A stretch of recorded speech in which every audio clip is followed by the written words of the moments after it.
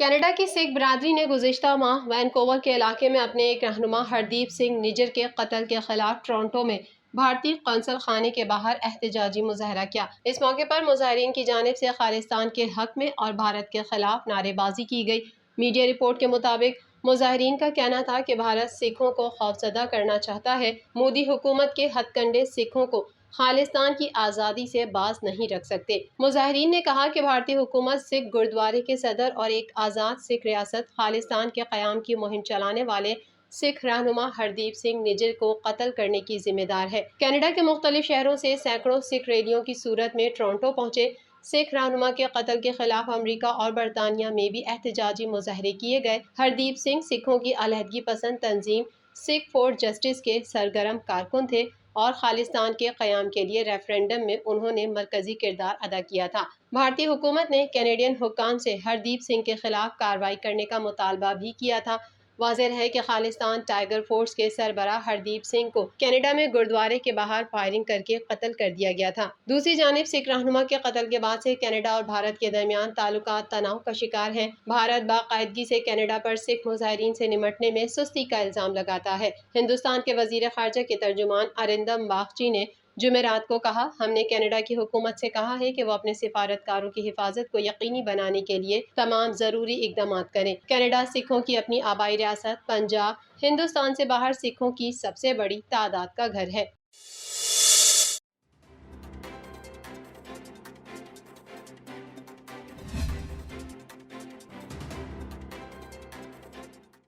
Canada کے وزیر اعظم Justin Trudeau اور نیٹو کے دیگر رہنما اس ہفتے اپنے سالانہ سربراہی اجلاس کے لیے مشرق کی طرف لتھوانیا کا رخ کر رہے ہیں۔ ان کے ساتھ کچھ خوبصورت زبان اور بہت زیادہ توقعات بھی ہوں گی۔ روس کی جانب سے یوکرین پر مکمل حملے کے 500 دنوں سے زائد عرصے بعد اس جنگ میں گھرے ملک کے سیاسی رہنماؤں کا کہنا ہے کہ وہ توقع کرتے ہیں کہ کینیڈین وزیر اعظم جسٹن ٹروڈو رواں ہفتے ہونے والے نیٹو سربراہی اجلاس میں ان کی حمایت کریں گے۔ مغربی فوجی اتحاد کے رہنما نیٹو میں یوکرین کے داخلے کے وقت اور شرائط پر بحث کرنے والے ہیں۔ نارتھ اٹلانٹک ٹریٹی آرگنائزیشن کے بعض ارکان کو اس بارے میں گہرے تحفظات ہیں کہ مشرقی یورپی ملکوں کو کتنی جلدی رکنیت کی ضمانت دی جانی چاہیے۔ گزشتہ ماہ کیف میں ملکی پارلیمان کے سامنے گرم جوشی سے موصول ہونے والی تقریر میں ٹروڈو نے حالات کی اجازت ہونے پر یوکرین کی رکنیت کی بھرپور تائید کی۔ ٹروڈو نے یوکرینی پارلیمنٹیرینز کو بتایا کہ یوکرینیوں کو اپنا مستقبل خود منتخب کرنے کے لیے آزاد ہونا چاہیے۔ ان کے تبصروں نے قانون سازوں پر گہرا اثر ڈالا اور اتحاد میں ملک کے مستقبل کے حوالے سے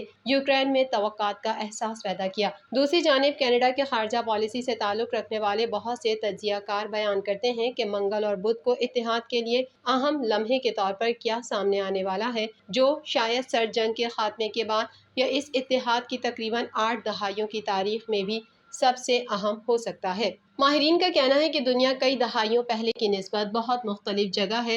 افق پر روس واحد چیلنجر نہیں ہے۔ چین اور ایران کو نئے ممکنہ خطرات کے طور پر دیکھا جا رہا ہے۔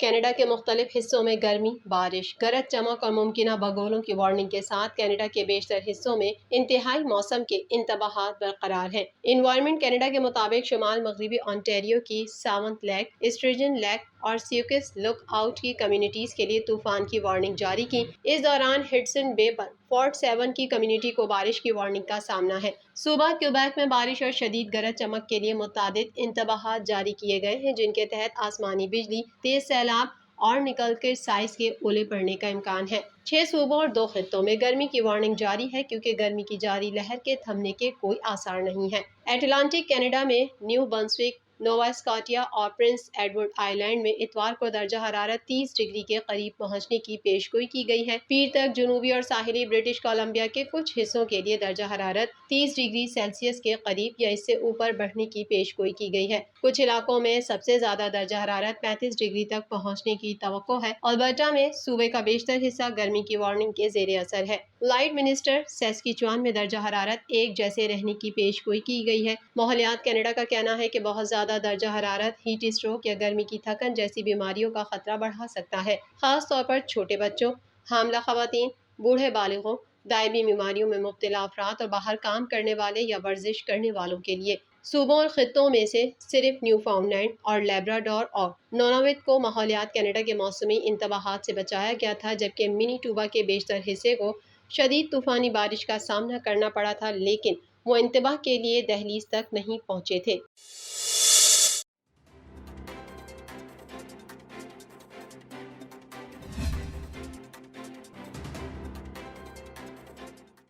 بھارت کے دارالحکومت نئی دہلی میں بارش کا 40 سالہ ریکارڈ ٹوٹ گیا، جہاں 24 گھنٹے میں 154 ملی میٹر بارش ریکارڈ کی گئی ہے۔ بھارت میں گزشتہ روز شدید بارش کے باعث مختلف واقعات پیش آئے، جس کے نتیجے میں 22 افراد ہلاک ہو گئے۔ پانی جمع ہونے سے بجلی کا نظام درہم برہم ہے، ٹریفک جام، شہریوں کو مشکلات کا سامنا ہے۔ محکمہ موسمیات نے مزید بارشوں کی پیش گوئی کرتے ہوئے پہلی وارننگ جاری کر دی ہے۔ شدید بارش سے شہر کے کئی حصے ڈوب گئے۔ نئی دہلی کی سڑکیں، گلیاں اور بازار ندی نالوں کا منظر پیش کرنے لگے، جبکہ آندھی اور طوفان سے مختلف حادثات میں 12 افراد ہلاک ہو گئے۔ بھارتی ریاستوں ہماچل پردیش، اتر پردیش میں گزشتہ روز شدید بارش ہوئی۔ اس کے علاوہ مقبوضہ کشمیر اور پنجاب میں بھی گزشتہ روز شدید بارش ہوئی۔ بھارتی دارالحکومت نئی دہلی میں 24 گھنٹوں میں بارش کے سبب 15 عمارتیں گر گئیں اور آج بھی بارش کا الرٹ جاری کیا گیا ہے۔ خبر ایجنسی کے مطابق ہماچل پردیش میں شدید بارش کے بعد سیلابی صورتحال پیدا ہونے سے پل بہہ گیا۔ بھارتی ریاست اتراکھنڈ میں 3 روز کے لیے شدید بارش کا آرنج الرٹ جاری کر دیا گیا۔ بھارتی محکمہ موسمیات کی ریاستیں پنجاب، ہریانہ، چندی گڑھ،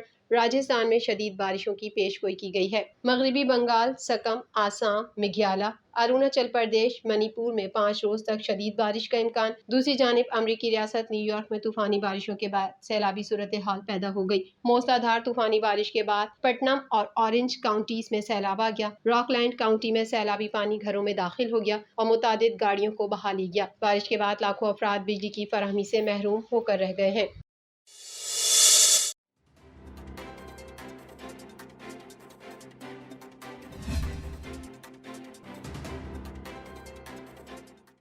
سویڈن میں قرآن پاک کی بے حرمتی کے مقام پر احتجاجی مظاہرہ کیا گیا۔ یورپی یونین نے بھی اپنے رد عمل میں سویڈن واقعے کو جارحانہ اور اشتعال انگیزی کا واضح عمل قرار دیا ہے۔ مظاہرے میں مختلف ممالک سے ہزاروں مسلمانوں نے شرکت کی اور بے حرمتی کرنے والے شخص کی گرفتاری کا مطالبہ کیا۔ واضح رہے کہ سویڈن کے شہر اسٹاک ہوم کی ایک مسجد کے باہر عید الاضحیٰ کے روز قرآن پاک کی بے حرمتی کا واقعہ پیش آیا تھا۔ قرآن پاک کی بے حرمتی کے خلاف اس وقت دنیا بھر میں مسلمان سراپا احتجاج ہیں اور مختلف ممالک میں احتجاجی ریلیاں نکالی جا رہی ہیں۔ دوسری جانب سویڈن میں قرآن پاک کی بے حرمتی کے خلاف مانچسٹر میں بھی احتجاج کیا گیا۔ حکومت پاکستان کی جانب سے بھی جمعے کے روز یوم تقدیس قرآن منایا گیا تھا۔ یمن کے حوثیوں نے قرآن کی بے حرمتی کے واقعے کے بعد سویڈن سے درآمدات پر پابندی لگا دی۔ حوثی وزیر تجارت نے کہا کہ درآمدات پر پابندی کا فیصلہ سویڈن میں قرآن کی بے حرمتی کے بعد کیا گیا ہے۔ وزیر تجارت کا کہنا تھا کہ سویڈش اشیاء کی درآمدات محدود ہیں، تاہم یہ فیصلہ علامتی اہمیت رکھتا ہے۔